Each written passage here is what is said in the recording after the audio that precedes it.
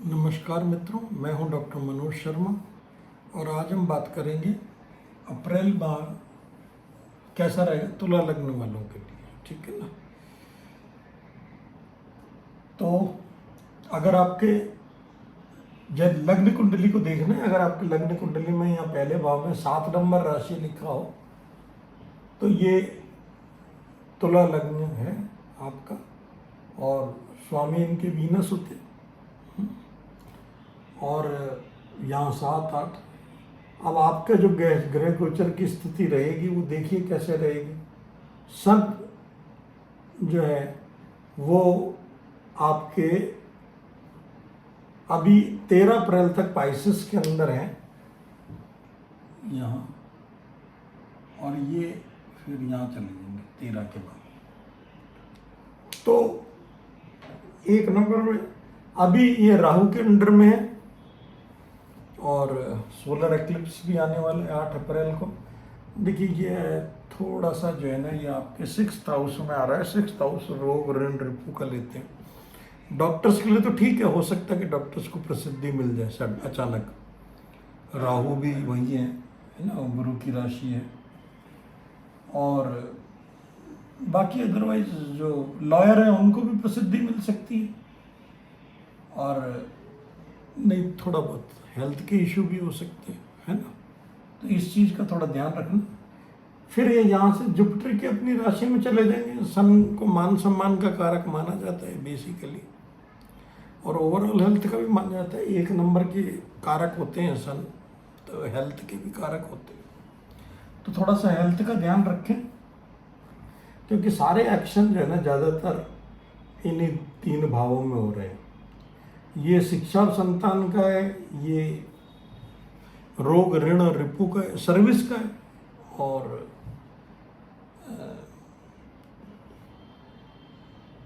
एक नंबर जो है ये आपका परिवार मतलब फैमिली लाइफ का, वाइफ का और विवाह का, मतलब मैरिज का। ठीक है, और बिजनेस का।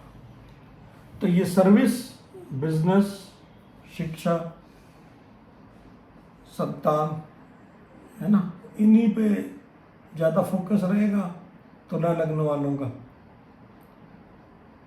अब पहले छोटे छोटे ट्रांजिट की बात कर लेते हैं। 1 महीने वाले सन 13 अप्रैल को यहाँ जुपिटर की राशि में आ जाएंगे, तो थोड़ा सा राहु से बचाव हो जाएगा, लेकिन शनि की दृष्टि में आ जाएंगे। शनि न्यायाधीश होते हैं और कर्मों का फैसला करते हैं, चाहे राजा हो चाहे कोई भी हो।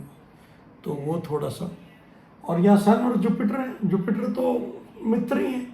यहाँ वीनस भी आ जाएंगे 24 तारीख को, और मरकरी भी 1 और 2 ये 12 और 1 के बीच में ट्रांजिट करते रहेंगे। पहले कुछ दिन के लिए जाएंगे, फिर पीछे आ जाएंगे, रेट्रोग्रेड हो जाएंगे। मतलब ऐसा लगेगा कि दोबारा पीछे आ गए। और मरकरी बुद्धि के कारक होते हैं। मरकरी खुद भी 6ठे भाव के कारक होते हैं। मतलब तो कालपुरुष की कुंडली के अंदर तो रोग ऋण वगैरह, ऋण के थोड़ा सा ध्यान रखें, ऋण वगैरह का थोड़ा ना, क्योंकि मरकरी अनप्रडिक्टेबल हो रहे हैं ना, पावरफुल भी हो रहे हैं, अनप्रडिक्टेबल भी हो रहे हैं। और मार्स भी जो है वो यहीं पे आ जाएंगे, और 22/4 तक यहाँ आएंगे। 22/4 से पहले यहाँ सैटर्न के साथ रहेंगे। तो यहीं से शुरू करते हैं। सैटर्न तो 2.5 साल के लिए एक उसमें रहते हैं, तो अभी तो अगले साल 25 है ना, मार्च 25 यहीं रहने वाले हैं। और तो 5वें भाव में शिक्षा संस्थान, इसमें तो थोड़ा सा स्टेबिलिटी रहने वाली है। डिले भी करा सकते हैं एजुकेशन में, थोड़ा सा डिले के भी कारक हैं। संतान अगर लोग जो एक्सपेक्ट कर रहे हैं तो उनको थोड़ा डिले करा सकते हैं। ठीक है। मार्स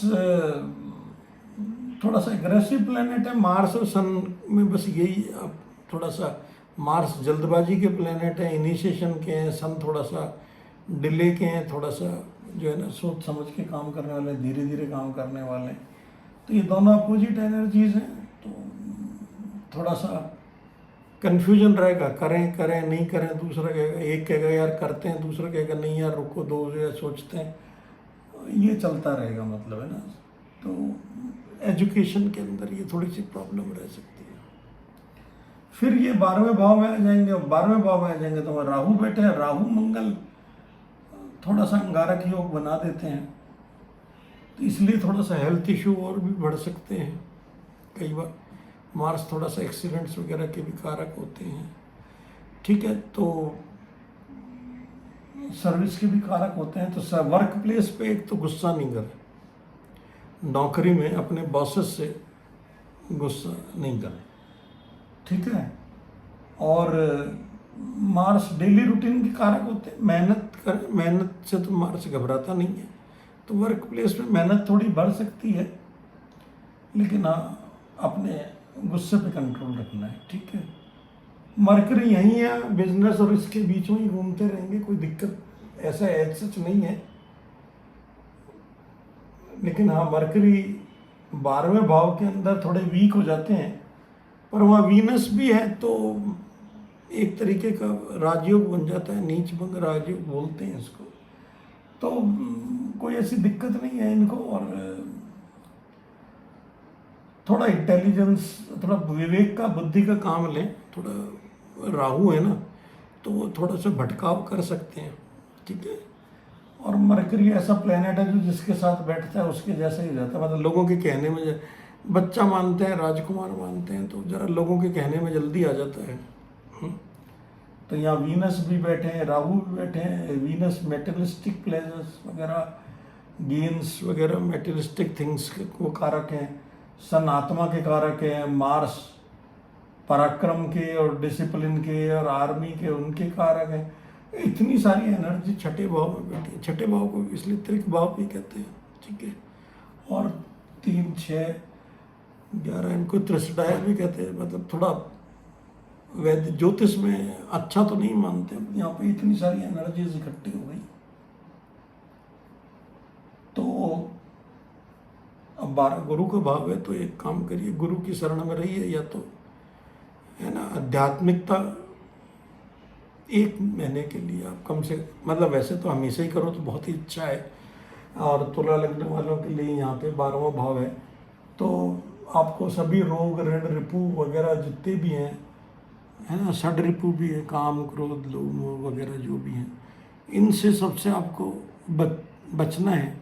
तो गुरु की शरण में रहिए। गुरु अगर नहीं हो तो फिर कृष्णम वंदे जगत गुरु, कृष्ण जी को गुरु मान लीजिए, या भगवान शिव की आराधना कर लीजिए, ठीक है ना। तो गुरु या विष्णु जी की, नारायण। लेकिन हाँ अध्यात्म से, और ये डेली रूटीन का भी है, तो डेली रूटीन में रहें, अध्यात्म से जुड़े रहें। 13 अप्रैल तक तो सूर्य को भी कर सकते हैं, सूर्य को डेली भी कर सकते हैं। सूर्य देखिए जगत की आत्मा है, मतलब जगत की उत्पत्ति का कारक सूर्य को कहा गया। तो सभी सूर्य जो है ना, मतलब ग्रहों में राजा भी कहा गया। तो सूर्य की उपासना करते रहें, सूर्य को रोज सुबह जल देते रहें, सूर्य को नमस्कार करते रहें। भगवान राम को सूर्य से एसोसिएट करते हैं, तो सूर्य की उपासना, गायत्री मंत्रों में जब ये कहा गया कि गायत्री मंत्र की उपासना करते रहे, तो सूर्य को बल देते रहेंगे, तो मान सम्मान वगैरह सब अच्छा रहेगा।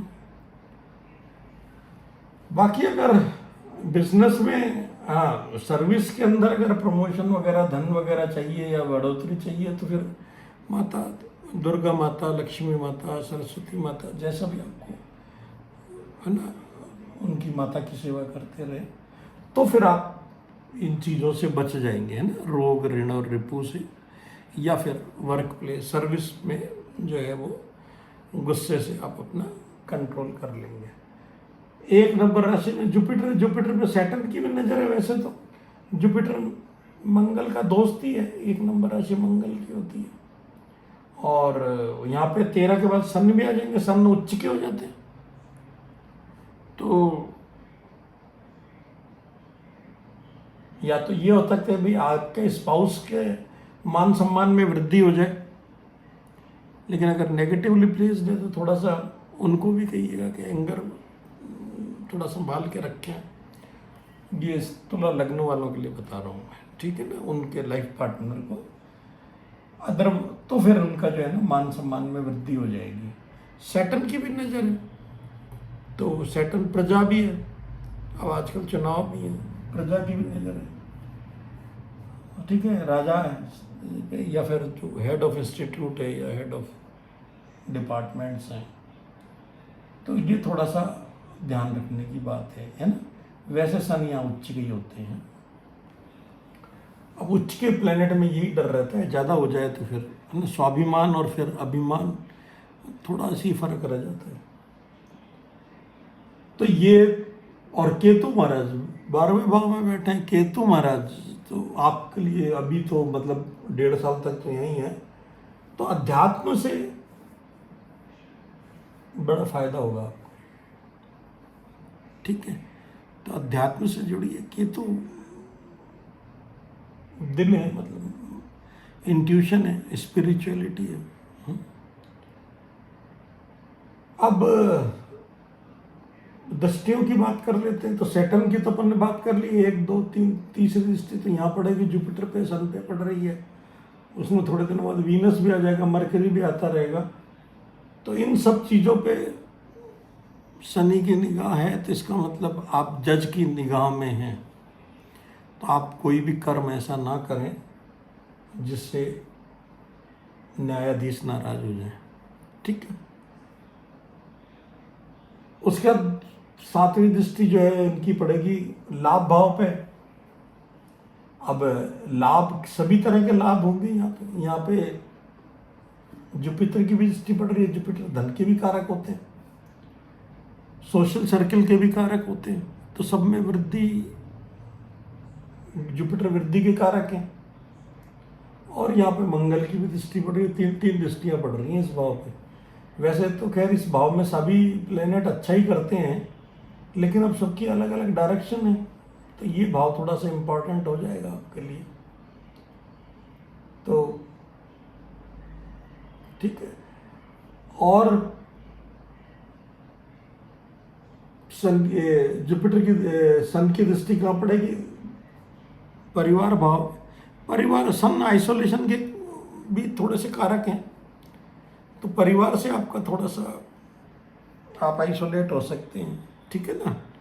बाकी परिवार में जैसे अब सन जो है मकान वगैरह के, प्रॉपर्टी के कारक हैं, ओल्ड एज के, इनके, तो वहाँ पे ठीक रहेगा, ठीक है। हो सकता है वहाँ पे आपको उनकी सेवा करनी। सन सेवा भावी है, 10वां भाव कर्म का है, सच है। तो आप अपने दादा दादी वगैरह के परिवारजनों की सेवा करें तो धन वृद्धि भी हो सकती है, ठीक है, क्योंकि धन का भी कारक यही है। सैटर्न भी होते हैं, स्टेबल धन देते हैं, जुपिटर भी होते हैं, ठीक है।